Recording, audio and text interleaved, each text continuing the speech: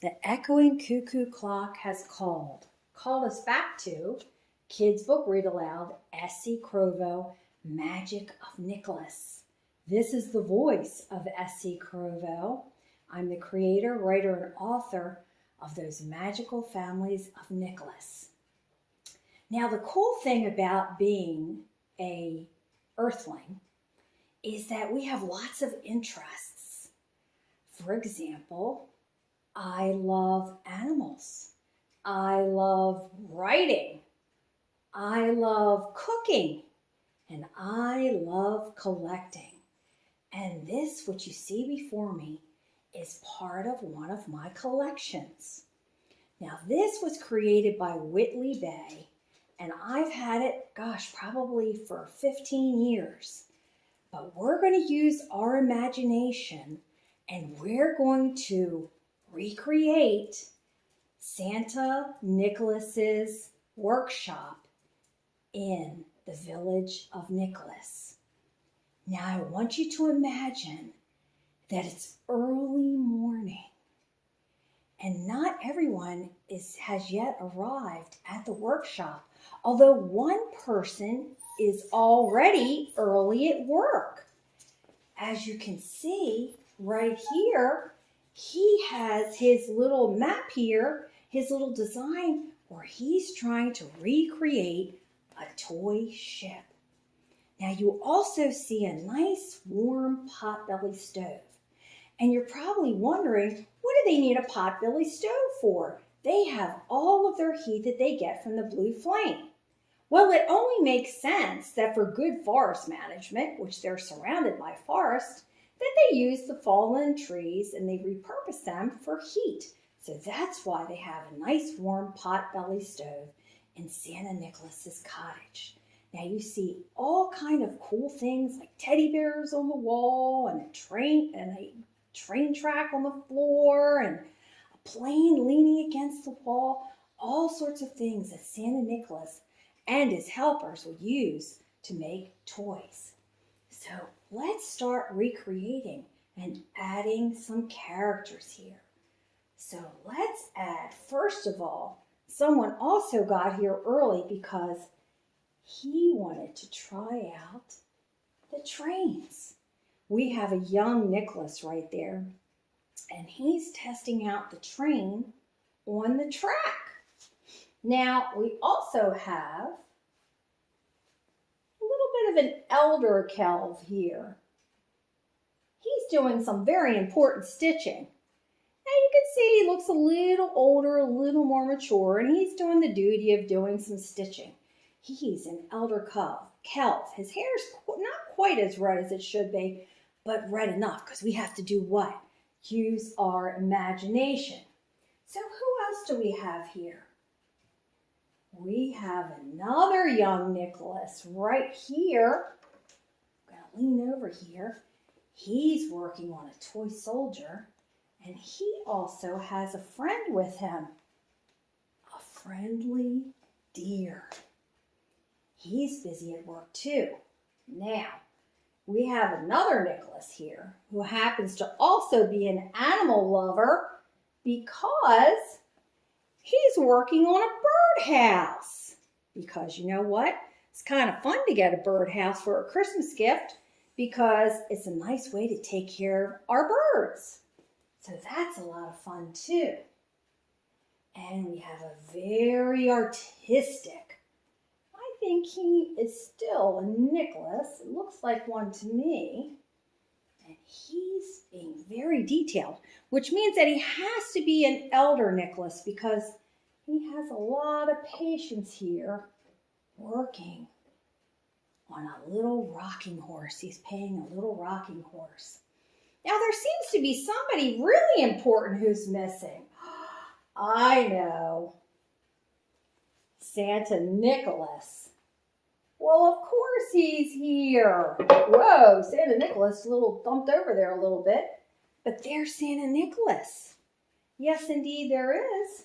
And he's got a Kelv friend right next to him.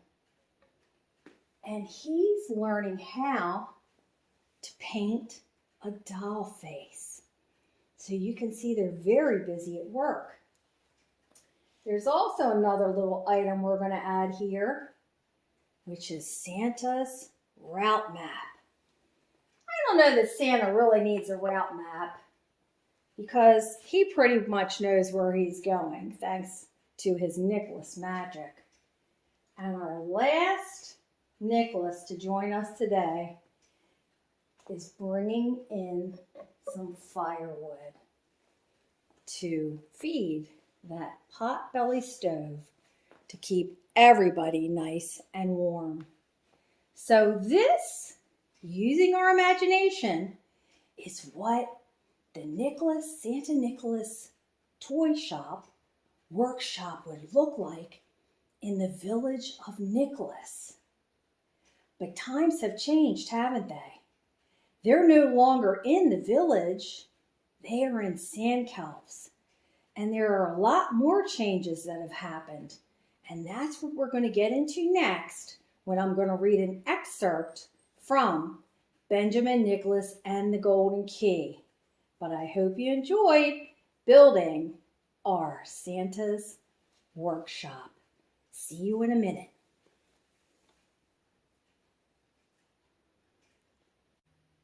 Well, I hope you enjoyed building our Santa's workshop, what it would have looked like with our imagination in the village of Nicholas.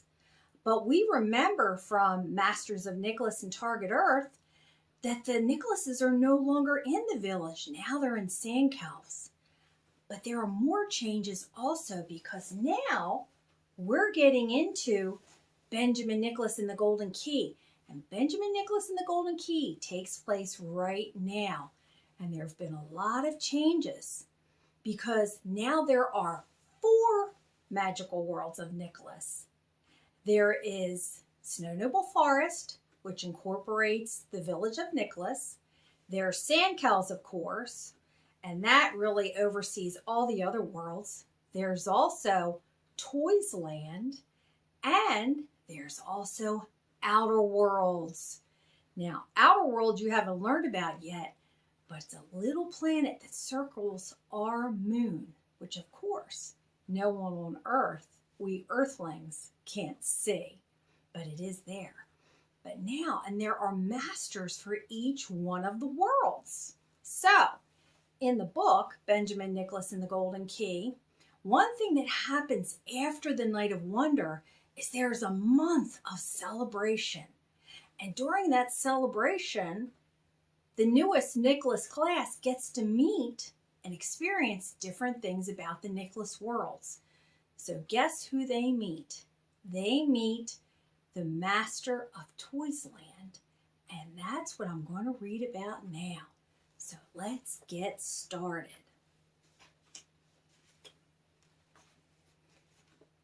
Benjamin gathered with his friends and other classmates inside another room of Sandkelvs. There seemed to be hundreds of rooms down hundreds of corridors. He knew that Sandkelvs was in a mountain, but he didn't know that a mountain could have so many rooms. He had met 3 masters of the Nicholas worlds, and now he was about to meet the last one, Master Train of Toys Land. "Where is he?" Benjamin asked, curiously eyeing the room as more and more of his classmates walked in, but not the master. He waved at a few as they entered. Most he knew, and most were friendly so far. "He's usually late." Calto reached into his pocket but frowned when he realized that it was empty. "We can't be late, though, or we'd never hear the end of it." "They say he doesn't like it here," Kella said. "You mean Sandkelvs?" Henry asked. His eyes widened in disbelief. How could any master not like Sandkelvs? "No," Kella lowered her voice, sweeping her arms inward and moving her friends into a tight circle. "Just this room. They put him in here every year. He calls it the outpost of Toys Land." "Yeah," Corinne added, "not a nice outpost. Just look at it." Benjamin didn't know what the room was supposed to look like. There were various machines lining the walls. Some of the machines looked like computers. Others looked like metal boxes with panels of lights and levers. 8 round metal tables stood next to the machines, and each table was empty except for 4 pairs of wire-rimmed glasses in the center. Suddenly, a very irritated Nicholas stormed into the room, accompanied by not 1, but 2 calves. Benjamin looked at Master Train. He was different from any other Nicholas he had met so far. Disheveled hair covered his head, mismatched buttons wrinkled his jacket, and crumpled papers sprouted from every pocket. His calves, both dressed in green, looked almost identical except for one difference.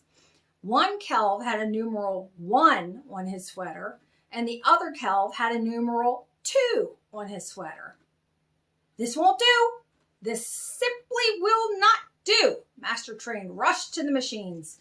He frantically pushed buttons and pulled levers. Lights flashed as the groaning machines came to life, clicking and clanking like a car with a flat tire. "I won't be held responsible for this. Kindy 1 and Kindy 2, I simply won't. They give me so little and expect so much. How can I create anything from this pile of outdated junk? Leftovers brought out year after year." Master Train stopped and realized for the first time that they were not the only ones in the room. "Greetings, newest Nicholas class. I am Master Train Nicholas," he said, bowing. Items fell from his bulging pockets. He picked them up quickly and continued. "I am the master of Toysland, the glorious world of the imagined. It is a world you will be entering in your 2nd year in the tasks of learning. These are my calves, Kindy 1, the original." Kindy 1 nodded in recognition. He crossed his arms and appeared extremely bored. "And Kindy 2. Master Train raised Kindy 2's arm as if he had just entered a boxing ring. "The exact replica of Kindy 1 and created by me." The master let go of Kindy 2's arm and it dropped flatly to his side. "We welcome you all to this broken down outpost of Toysland. I can guarantee nothing." The class was stunned into silence. "You are a rather small, quiet class." Master Train weaved in and out slowly among the standing students. "Let me see. 1, 2, Master Train counted. 32 students, including your calves. That will be cozy. Maybe we can actually accomplish something. Kindy 2, we need a joke to liven this class up a bit." Kindy 2 broke into a smile, which was uncommon for an elder calf. "Why did the chicken cross the road?" "To avoid being hit by an automobile, obviously. To stand in the middle of the road would be most unwise," Kindy 1 responded flatly. Master Train burst into laughter. A few of the students chuckled, but not many. "You see, it's not that the joke is funny." Master Train took in a deep breath and regained his composure. "It's that Kindy 2 can tell a joke at all. My poor Kindy 1 can't. He is my trusted calf and has put up with me all these years. Kindy 2 is an artificially created replica of Kindy 1, but with a sense of humor. Elder calves do not have a sense of humor. So how did Kindy 2 get a sense of humor? One day, I imagined that it could be done." Master Train tapped the side of his head. "That, class, is what we do in Toysland. We turn imagination into creation." Master Train rubbed his hands together and looked happily at his speechless class. "Question," he said suddenly. "Who in this room has created a toy?" The students remained quiet and too terrified to speak. Calto nudged Benjamin. "Tell them about your toys, the ones that you made." Benjamin shook his head. The words and gesture did not escape Master Train.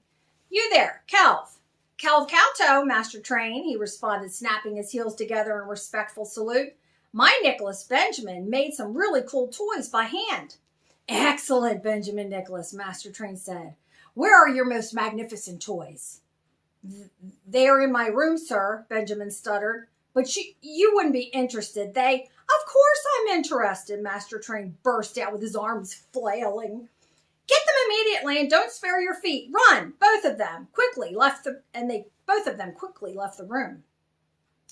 Why did you have to tell them about my toys? You're supposed to keep me out of trouble, Calto, Benjamin said, running as fast as he could. Calto shrugged. We'll only get in trouble if we take too long. Keep running.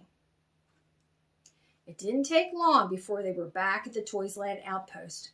Benjamin reached out his hands and offered the toys to Master Train. No. Master Train pointed impatiently. Place them on the table. I want to examine them. Master Train put his finger to his lip and looked at the toys. Slowly, he circled the table while his eyes never left sight of the toys. His Kells followed behind him. Master Train stopped abruptly in front of Benjamin. Now, explain who they are and their purpose.